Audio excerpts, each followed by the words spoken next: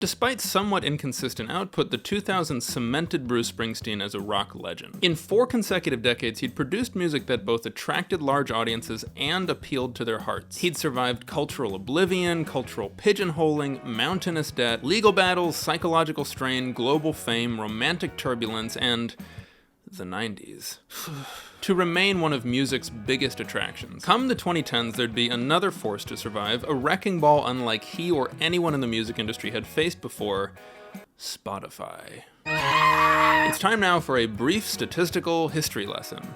Yay! The music industry battled with music pirating throughout the 2000s and did almost nothing but lose. In 1999, recorded music generated about $14.8 billion in revenue. By 2009, pirating had slashed that almost in half to just $7.8 billion. If you look at the RIAA's excellent interactive graph of recorded music revenue since 1973, it looks like streaming saved the day, but the story isn't so simple. Anyone up for a little horrifying math? According to Rolling Stone, the average cost of a CD in 2000 was $18. So, the more than 3 million people who bought The Rising, which had 15 songs, paid about $1.20 per song. Today, Spotify has about 100 million songs in its library, and a premium Spotify subscription costs about $12 per month. That means any individual song costs a premium subscriber about 12 millionths of a penny per month to access. In other words, today's Spotify subscribers pay 1/10 millionth the price per song that CD buyers used to. So when people talk about the devaluation of recorded music, they're not talking about a symbolic devaluation or a marginal devaluation.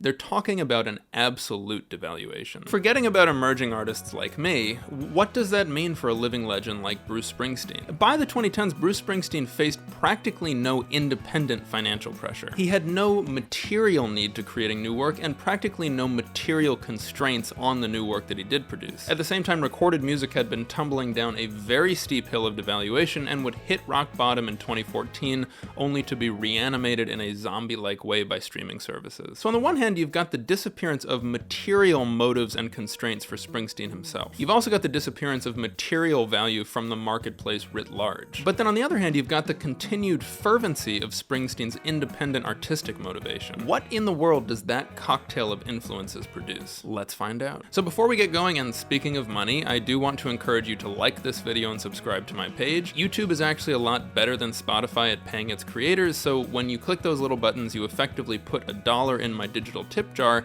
and then put it on Google's tab. Hell yeah. I've also had requests for an Ask Me Anything type video, and in addition to being a music commentator, I'm also a working musician in my own right. So if you got any questions about the music I listen to, about Springsteen, about other artists, about my own creative process, or anything else, drop it in the comments and I will answer it in a future video. Okay, Bruce Springsteen 2010s tier list. Let's go.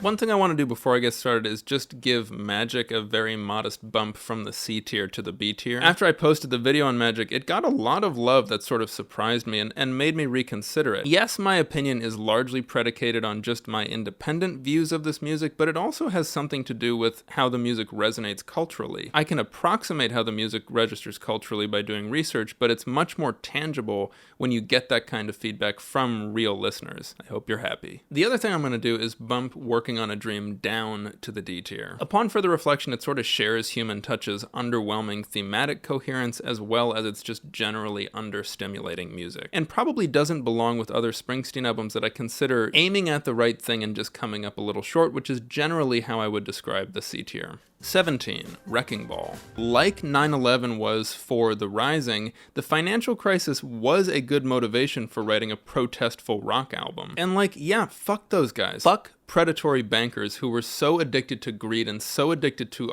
artificially inflating their profit margins that they jeopardized the entire American economy and millions of people who don't have the financial leeway to survive a shock like this that they did. Fuck those people. I feel that. And so when he writes songs from that motivation and gives credible voice to those feelings, I find it very stimulating. In addition to that, you still want to feel like America is a place where if you do things the right way, you will be rewarded with a good life. A song like Land of Hope and Dreams, I feel like lives in that conflict, between wanting to be hopeful, indeed needing to be hopeful if you want to, commit yourself to a gainful life, but then also seeing all these reasons to challenge that hope with cynicism, but not wanting to give into cynicism. Land of Hope and Dreams comes directly from that nerve and is a really stimulating song to me. It's also emotional to hear Clarence Clemons' last solo on record for Bruce Springsteen. The songs that I like most on this album are the rockers, in particular the rockers that seem influenced by the Seeger sessions, songs that feel like modern recapitulations of the tropes of old folk songs. Shackled and Drawn and Death to My Hometown are the two that come to mind. Both of them sound like Celtic folk songs, and American Land really sounds like a Celtic folk song. But, the subject matter is brought up to date. They're all clearly about the financial crisis of the late 2000s, and the production feels modern in a way that Springsteen's 2000s albums rarely feel. My favorite songs on this album are those songs that feel like good modernization of timeless folk song tropes. The songs on this album that I like the least are the ones that sort of verge into preachiness. And when I say preachiness, I don't mean taking a sort of moral high ground. What I mean is it literally sounds like a sermon, replete with gospel singers and references to Bible verses and biblical figures. Jack of All Trades, Rocky Ground, Land of Hope and Dreams all sort of have moments like that. Rock was definitely born partly from church influences, but there's a reason that rock isn't church. And the best songs on this album really do what rock can do for a beleaguered listener. The album is really hurt, I think, by the songs that take us out of the arena and put us into a pew in church. The other thing about this album that Springsteen actually pointed out in his memoir, in 2012, at least in America, rock music had less power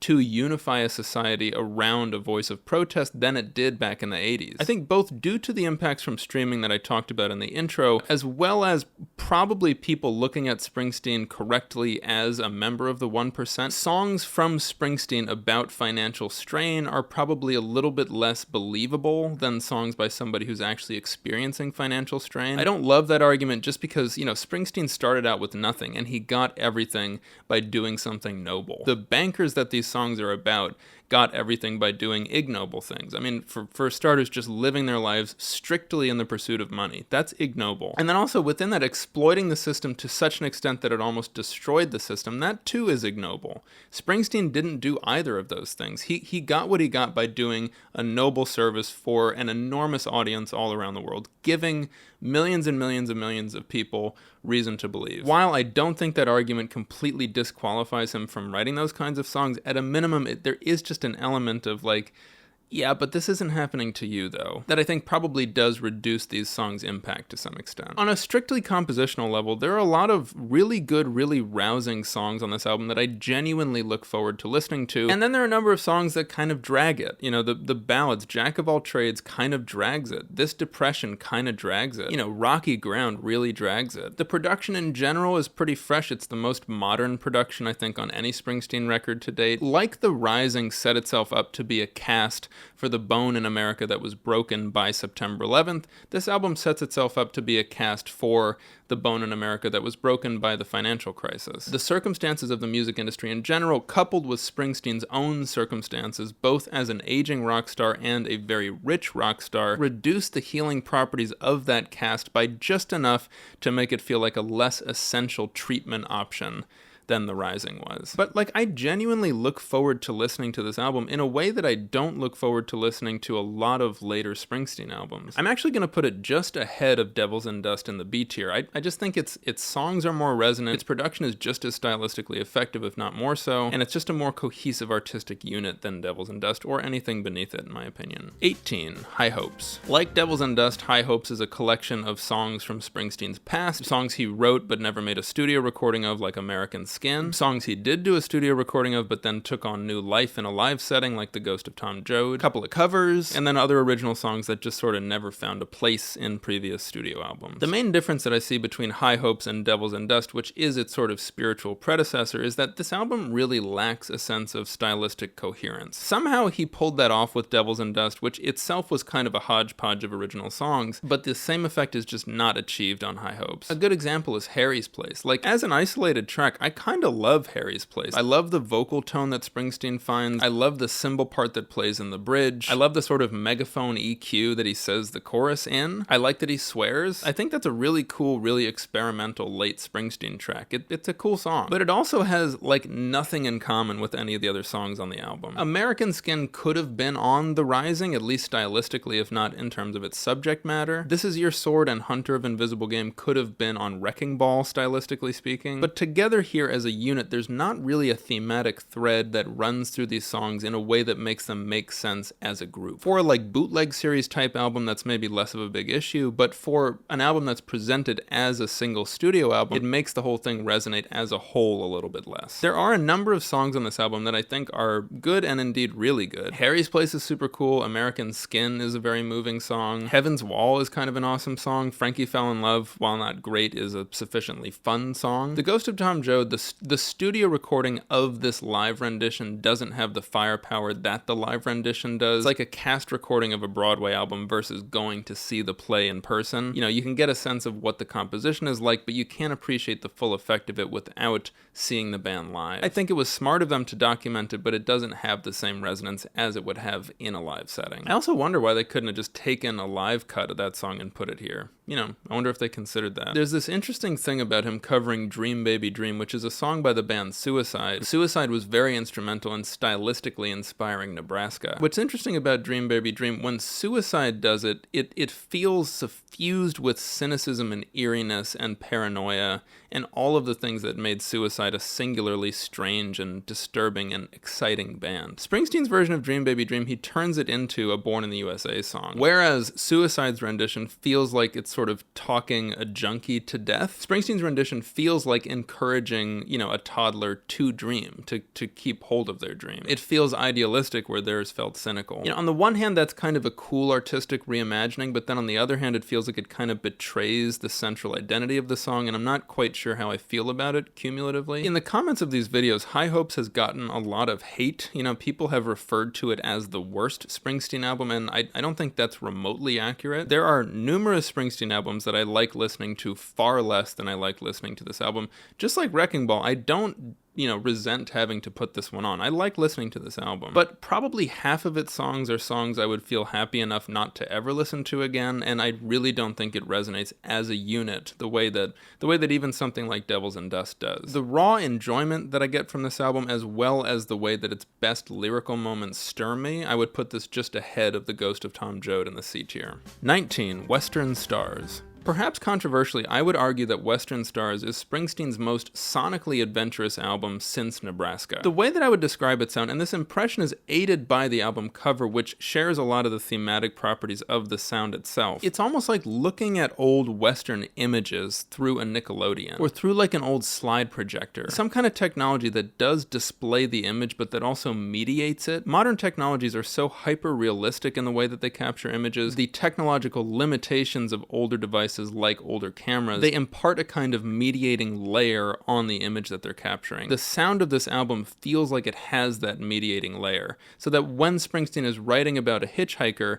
it doesn't seem like he's writing directly about it. It's almost like he's writing about the memory of what hitchhikers once could be. In general, it makes me wish he had done more of that on albums like Magic. You know, Magic I feel like is him trying to directly represent the sound that the E Street Band was capable of conjuring in 2006, 2007. The production on this album feels like it has an artistic attitude and point to make of its own. And he does it pretty well. You know, I don't think this is the most exciting production of all time, but it definitely has an artistic bent that a lot of his previous albums from this general era lack. When there is a consistent and thematically satisfying production atmosphere on an album, it makes the whole album much more of a joy to listen through all the way. Even lesser songs like Sleepy Joe's Cafe, which I just kind of consider a dumb song, because they share that sort of intoxicating air of nostalgia and commentary on nostalgia, they're still satisfying to listen to. Aside from the production itself, compositionally, there are quite a few songs that I find very moving on this album. Hitchhikin', The Wayfarer, Chasing Wild Horses, Hello Sunshine is terrific, Moonlight Motel is really good. Possibly my favorite song on this album is Stones, because I think the lyrics in Stones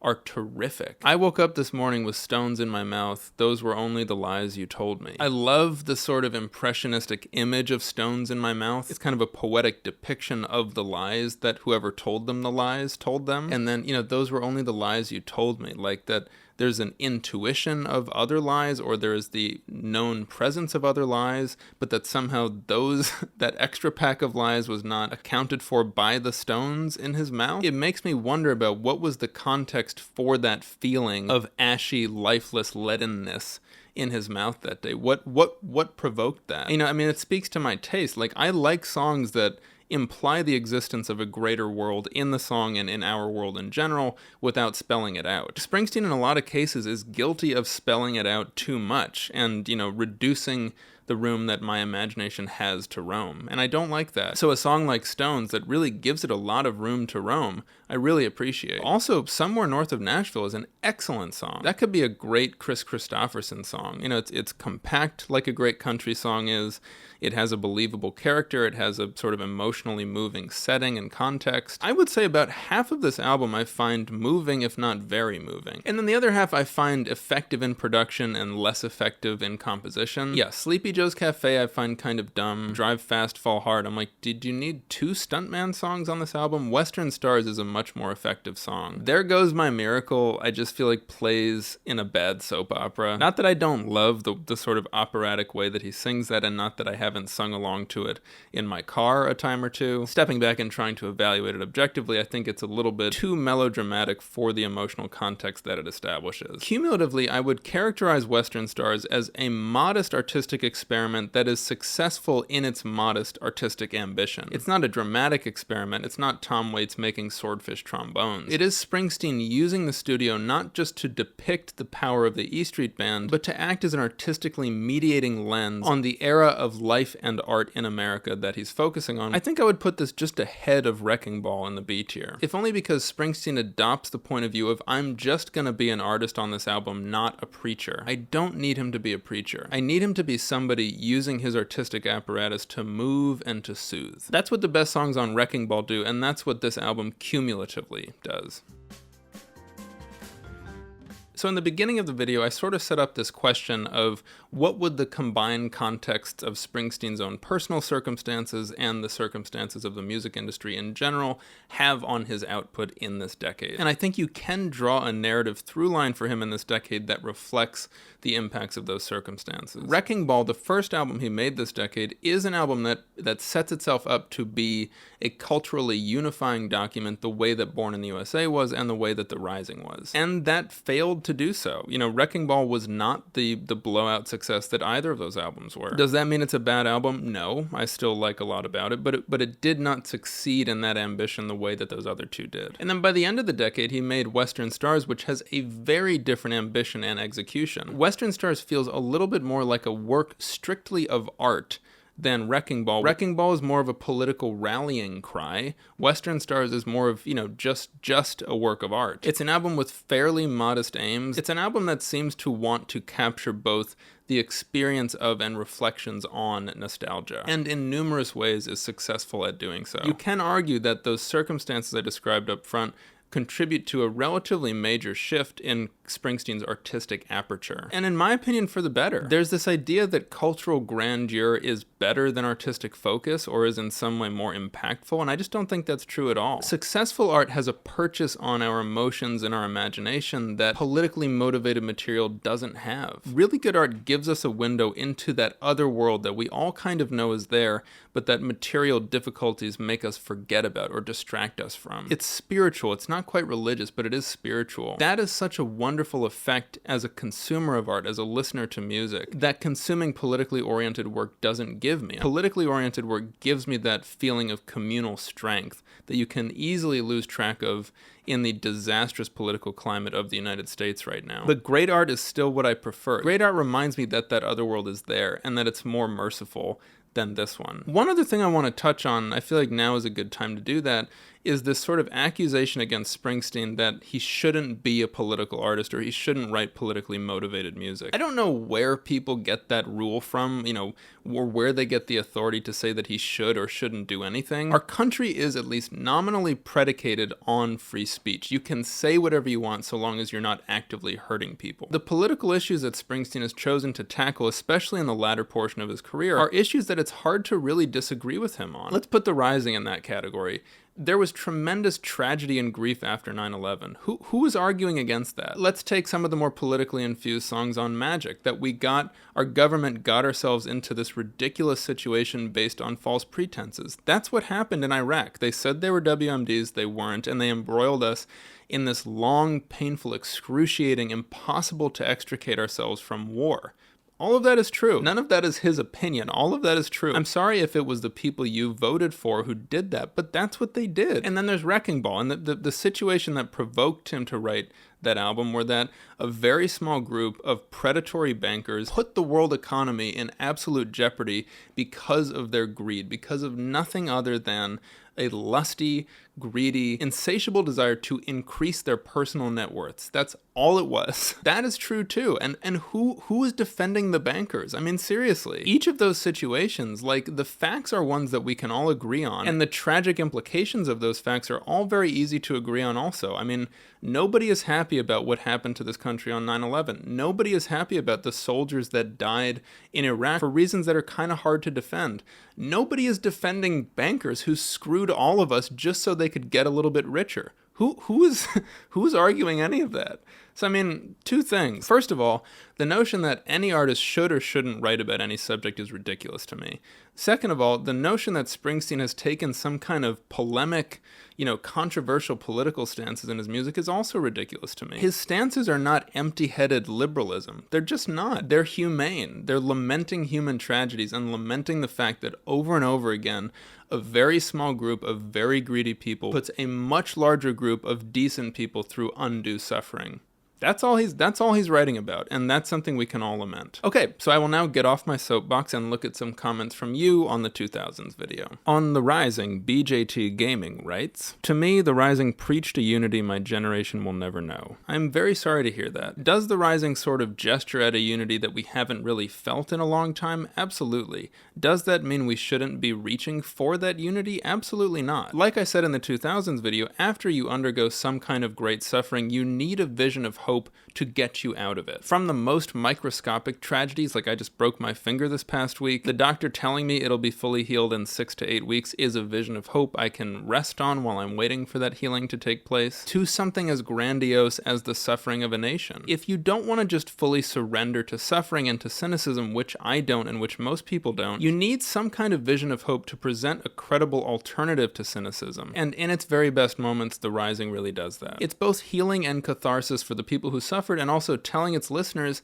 we can do better than this. You know we can do better than this. If you have any ounce of humanity in your soul, you know that we can do better than this. On Devils and Dust, Ben Meltzer points out that Springsteen adopted a bit of a contrived country accent. Yes, he did. I mean, so what do we make of that? It's a fascinating artistic question. Can or should a person who does not have a particular accent use that accent when they're making their own art? I don't think that there's an absolute yes or no answer to that question. As always, I think it depends. If the artist has some kind of personal connection to the accent that they're using, I think that helps make it okay. If the artist has a really thorough and compassionate and empathetic understanding of the people who have that accent, I think that also helps make it okay. If they're using that accent to parody those people without sympathy or without compassion, I think that's where people get into trouble. I think it's wrong to set the parameter that if you don't have a particular accent, you can never use it in your artistic career. It's just a very absolute rule that I think there are many good exceptions to that sort of disprove the supposed merit of that rule. At a minimum, if you're using an accent that isn't your natural one, it has to A, be a credible representation of that accent, and B, display some deep understanding of and compassion toward the people who do have that accent naturally. I think Adrian Brody's depiction of a Hungarian person in The Brutalist was excellent and deserved the Oscar that it got. Andy Kaufman, when he would do his Southern accent, was lampooning the way that people who don't really understand the South will make fun of Southern accents, which is something that bothers me because I have a lot of Southern family as well. Northerners win no points by treating that accent like a monolith and sort of unilaterally degrading it. In the case of Springsteen, I think there are times where he uses it effectively, as on Somewhere North of Nashville is a great deployment of it, and then there are times where he uses it less effectively, like Silver Palomino, where you just can't understand what he's saying. It doesn't feel like a credible representation of that accent, nor does it aid the sort of artistic ambition of the song that it's in. On the Seeger Sessions, Max A. Glazer says, "Surprised this made the review list. Being all covers, I'd have assumed this would have been passed over." Why? Covers albums have a lot to say about the artists who make them. Bob Dylan has numerous covers albums that illuminate areas of artistic inspiration for him, and from which you can draw stylistic through lines to the music he would make just after making those albums. His late 90s and early 2000s music was really infused with a lot of the folk and blues tropes that figured heavily on the songs he covered on World Gone Wrong and Good As I've Been to You. Likewise for Springsteen, both the Seeger Sessions and Only the Strong Survive show you a lot of the music that he was inspired by, and at least in the the case of the Seeger sessions, point the way to the music that he would write for Wrecking Ball, which at its best modernized a lot of those same folk tropes. On Magic, Jangling Sparrow writes, "It took me a long time to hear how many great songs are on this album because it's produced like trash." Trash is a little strong, but in general I agree. Springsteen has such a strange relationship with production. There are numerous albums of strong compositions that I think the production really hurts, like Greetings from Asbury Park and like Darkness on the Edge of Town in particular. The production of the Brendan O'Brien collaborations in the 2000s, I feel like all it's doing is trying to depict accurately the sound of the E Street Band. That's all it seems to be trying to do. And in general, I think it's successful at doing that, but that's not a very interesting artistic ambition in my opinion. Production can be, and at its best is, this interesting mediating lens that casts the compositions in a particular light that artistically enriches them. None of Springsteen's 2000s albums, maybe with the exception of Devils and Dust honestly, seem to have that awareness in the production. In my initial C grade of Magic, this was something that figured heavily into my evaluation. On Working on a Dream's Outlaw Pete, Fanul55 writes, "It was inspired by the book Brave Cowboy Bill that his mother used to read to him when he was a kid." I did not know that. This does kind of give some indication into why the song is not the most, nuanced outlaw story ever written. It also makes the song register in a much sweeter way, as a sort of long, epic tribute to his mother. But after many listenings to this song, I would never have inferred that from just the song itself. It kind of raises the question of how heavily should a song's story impact your interpretation or your enjoyment of it, especially if that story is in no way inherently evident, which in Outlaw Pete it's just not. If it's not evident in the material itself, forgetting whether it should or shouldn't have an impact, it's just not likely to. The song itself did not impact me sufficiently to want to do the digging to find that out. A moving story or good intentions are in and of themselves not enough to make me reconsider my evaluation of a song. Although this is an interesting one and I'm happy to know it. Thus, the paradoxes of evaluating art. Isn't subjectivity wonderful? Yes. Alright, we are almost at the very end of this series. How exciting. Thank you all very much again for watching. I appreciate in particular all of you who've been with me since the beginning of this series, if not since the beginning of the Dylan series. As always, let me know what you think of my takes, or let me know if you have any questions about me, my artistic life, my creative preoccupations in general. Don't forget to like the video, don't forget to subscribe, and I will see you next time.